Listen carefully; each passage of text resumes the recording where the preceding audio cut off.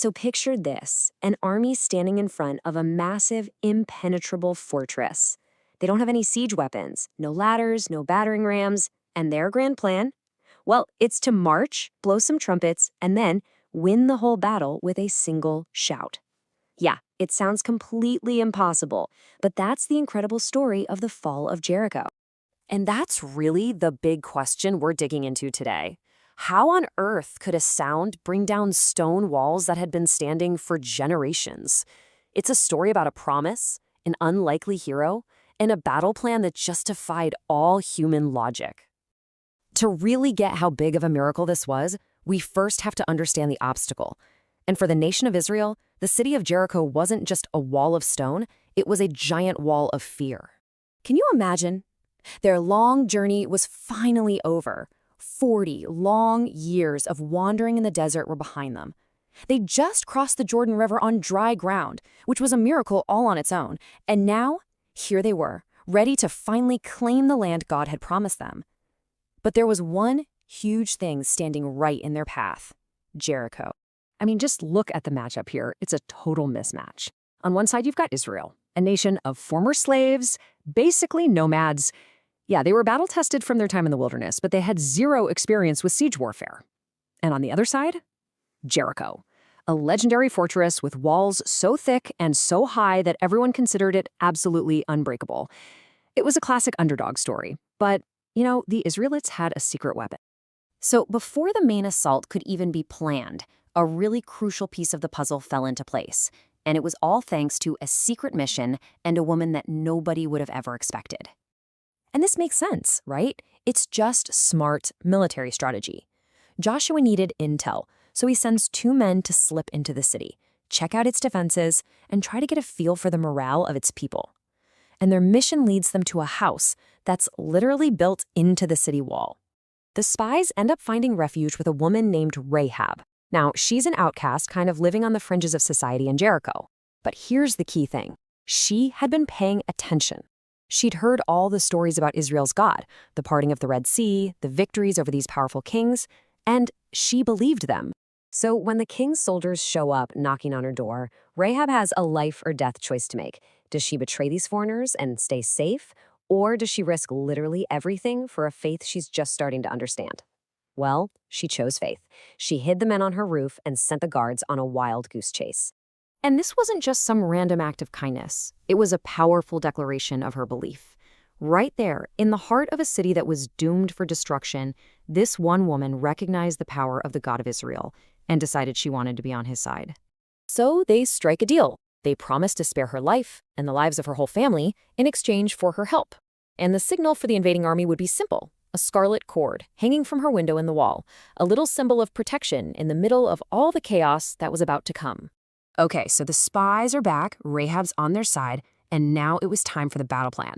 And let me tell you, it was unlike any military strategy the world had ever seen. Seriously, let's just break this down for a second, because it sounds completely absurd. No battering rams, no arrows, just marching. For 6 straight days, they were supposed to circle the city once in total silence. The only sound would be the blast of 7 trumpets. Then, on the 7th day, they'd march around 7 times and, finally, just shout. This wasn't a military strategy. This was a test of obedience. I mean, you can just imagine the scene inside the city, right? On day 1, the guards on the wall are just confused. By day 3, they're probably laughing, mocking this bizarre ritual. But as this silent, relentless procession continues, day after day, that laughter starts to fade. It gets replaced by this chilling unease. This wasn't normal. A psychological battle was being won before a single stone had even fallen. And this all leads us to the climax. 6 days of silent obedience had set the stage. Now everything was going to come down to this final march and the final command. The 7th day. As the sun comes up, you can just feel the tension in the air. It's electric. The Israelites get up with a real sense of purpose. This is it. This is the day the promise would be fulfilled. And so the final marches begin. Once around, twice, all the way up to 6 times. And up on those walls, there is no more mocking. The soldiers of Jericho are just standing there, frozen, paralyzed by a terror they can't even explain. This relentless, silent display of discipline and faith had completely shattered their morale. Then comes the seventh lap. The priests let out one final, long, thunderous blast from their trumpets. Joshua turns to the entire nation, his voice just ringing with absolute certainty, and he gives the command they've all been waiting 6 days to hear. A roar just erupts from thousands and thousands of throats, a battle cry of pure, raw faith, and the ground starts to shake. The massive, impenetrable walls of Jericho, they didn't just crumble, they collapsed inward, basically creating a perfect ramp for the Israelite army.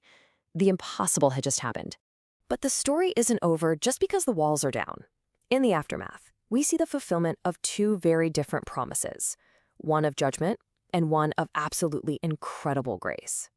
So as the city falls, the two spies rush to keep their promise. And amidst the complete ruin, one small section of the wall, the one marked by that scarlet cord, is still standing.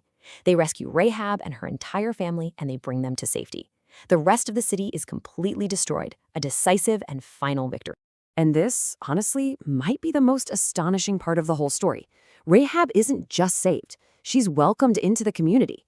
She ends up marrying a man from the tribe of Judah, and their son is Boaz. Yep, the same Boaz from the story of Ruth.